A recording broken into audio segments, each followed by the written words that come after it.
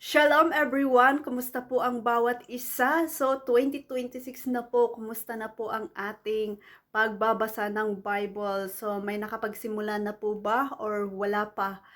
Or hindi pa ninyo nabubuklat? Okay, so okay lang po yan. Naiintindihan ko po kasi mahirap po talaga magbuklat ng Bible at mahirap mag-umpisa ng pagbabasa ng Bible kung hindi pa natin talaga naunawaan kung sino si Jesus Christ sa ating buhay. Kaya naiintindihan ko po kung hindi pa kayo nagsimula at isi-share ko kung paano ako nagsimula. So hindi po talaga natin madidesire na magbasa ng Bible kung hindi pa talaga natin naintindihan kung sino si Jesus Christ sa ating buhay or kung hindi pa natin nakilala si Jesus Christ sa ating buhay, kung hindi pa tayo napapaluhod, hindi pa tayo napapaiyak, or hindi pa tayo napapahumble sa Panginoon, hindi tayo makakapagsimula ng pagbabasa ng salita ng Panginoon kung hindi pa natin yun na-experience yun. Kasi ako din noon, kahit present po lagi ako sa pagsisimba, pero ang satisfaction ko lang doon is nakapagsimba ako, wala po talaga doon yung pagsunod sa salita ng Panginoon. Ang alam ko lang po is gumawa ng mabuti, magsimba, huwag gumawa ng masama, kundi gumawa ng mabuti, sundin ang ating mga magulang, yung mga ganon. Pero ibang-iba po talaga kung na-experience mo kung sino si Jesus Christ sa iyong buhay, na talagang inaccept mo na makasalanan ka, tapos nagpapakumbaba ka, tapos napapaiyak ka, tapos yung naluluhod ka, yun, yung pagsisimula mo para magka-desire ka na basahin ang Bible at magkapagsimula na basahin ang Bible. Kaya hindi mo talaga mauumpisahan ang pagsasaliksik kung sino si Jesus Christ sa iyong buhay kung hindi mo pa na-experience yung napapaluhod ka sa Panginoon, na maluluha ka at nagpapakumbaba ka. Wala ka po talagang magagawa kung wala si Jesus Christ sa iyong buhay. At wala kang maipagmamalaki sa buhay mo kung walang Jesus sa iyong buhay. Kaya napakahalaga po talaga yung prayer of salvation, kasi kahit ako, kahit paulit-ulit mo po yun na naririnig, or kahit paulit-ulit na pinagpipray sa iyo yun, kung hindi mo talaga na-realize na ikaw ay makasalanan at kailangan mo si Jesus Christ na siya lamang ang tagapagligtas mo, hindi ka makakapag-desire na magbasa ng Bible at hindi mo i-desire na kilalanin si Jesus Christ kung sino siya sa buhay mo. Kaya napakahalaga talaga yung acceptance kay Jesus Christ sa buhay mo, yung talagang mapapaiyak ka, mapapaluha ka, mapapaluhod ka, yung sabi mo, Lord, walang-wala pa talaga ako pala, walang-wala pala ako sa iyo, ano ba itong ginagawa ko, yung mga ganon. Kasi yon yung way na makakapagbigay ng pagbabago sa ating buhay, yung pag-accept na si Jesus Christ ay ang ating Diyos at tagapagligtas sa ating buhay. So alam po po na lagi po nating dinideclare yan, lagi po nating naririnig po yan pag tayo po ay new sa ibang church or tayo po ay nabaptize. Pero ibang-iba, kahit ako many times na nabaptize po ako, many times na pinapa-pray po yun sa akin, pero ibang-iba talaga yung personal na acceptance mo sa Panginoon, na si Jesus Christ is your Lord sa iyong buhay. Ibang-iba yun, na talagang yung ma-experience, yung sinasabi ko na ma-experience mo, yung mapapaluha ka, mapapaluhod ka, nagpapakumbaba ka na, Lord, ano ba itong ginagawa ko? Wala po palang kabuluhan ito na ginagawa ko, kaya tulungan mo ako, patawarin mo po ako, bigyan mo ako ng kalakasan na sumunod sa iyo, yung mga ganon. Pag na-realize mo na ikaw ay makasalanan at ang Panginoong Hesus ang makakapagpalaya sa iyo, ang makakapagligtas sa iyo, at ang Panginoong Hesus din ang makakapagbigay ng desire mo para sumunod sa Kanya, kasi hindi mo kaya kung hindi mo pa nakilala ang Panginoong Hesus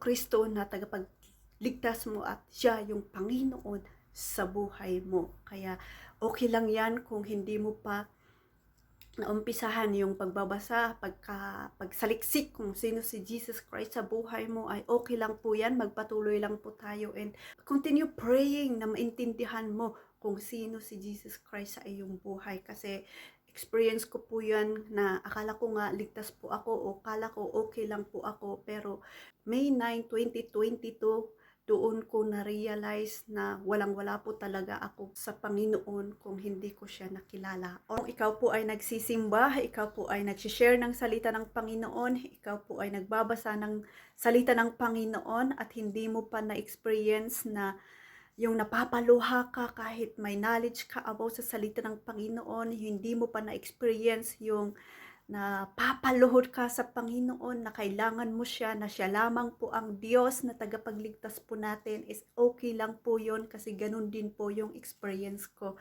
Alright, so ganun din po yung experience ko na kahit nga, yung sinabi ko kanina, na kahit present po ako sa church, may nagsishare din po ako noon ng salita ng Panginoon, pero ibang-iba po talaga yung naintindihan mo kung sino si Jesus sa iyong buhay, kung sino si Jesus sa iyong buhay na tagapagligtas at siya yung Panginoon sa buhay mo. Alright? Kasi iba po talaga yung transformation na natanggap mo si Jesus Christ sa iyong buhay personally kaysa yung naririnig mo lang and you don't care or basta ang alam mo ay gumawa ng mabuti, pero kung na-realize mo talaga na ikaw ay makasalanan, yung ginagawa mo dito sa buong mundo ay wala pong kabuluhan po pala kung hindi mo kilala si Panginoong Hesukristo as your Lord and Savior. Kaya ito po yung napakahalaga sa atin, napakahalaga sa Panginoong Hesus na maniwala po tayo sa Kanya na siya ang Diyos at siya yung tagapagligtas po natin. Kasi doon po tayo magsisimula na kaya po nating i-follow yung mga salita niya, kaya po na, hindi man po lahat, pero kaya po natin mabago, kaya po nating i-desire na saliksikin siya at doon na po yung totoong pagbabago sa iyong buhay na kagaya din po ako na akala ko nga din ay ligtas po ako, pero ibang-iba po pala yung plano ng Panginoon. Kasi dito lang din po ako sa Israel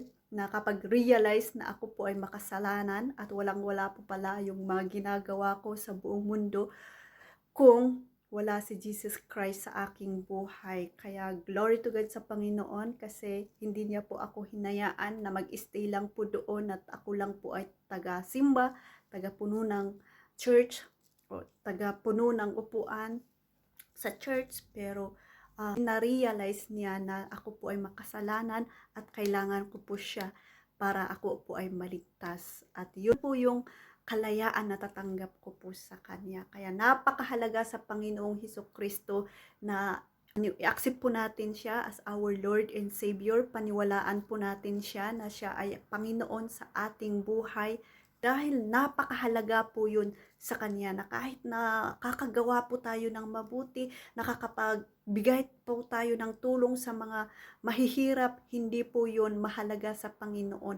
Ang napakahalaga po sa Kanya is maniwala po tayo sa Kanya na siya ang ating Panginoon at siya lamang po yung tagapagligtas po natin. At dahil sa kaligtasan na natanggap po natin sa Kanya is yun na po yung nakakagawa na po tayo ng mabuti, nakakagawa po tayo ng mga magagandang bagay, nakakapagbigay na po tayo sa mga mahihirap, yung mga ganon.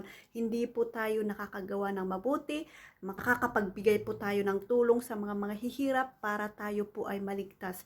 Hindi po yun, kundi paniwalaan po natin ang Panginoong Hesukristo na siya lamang ang kaligtasan na ipinagkaloob ng Panginoong Hesukristo. Alright, kaya ito po yung labanan, hindi po religion ang pinagmamalaki po natin dito, kundi kung paano natin ma-realize sa ating buhay kung sino si Jesus Christ sa ating buhay as our Lord and Savior. Kasi dito tayo magsisimula kung paano tayo tutulungan ng Panginoon, kung paano tayo matatransform, paano po tayo lalago sa ating pananampalataya.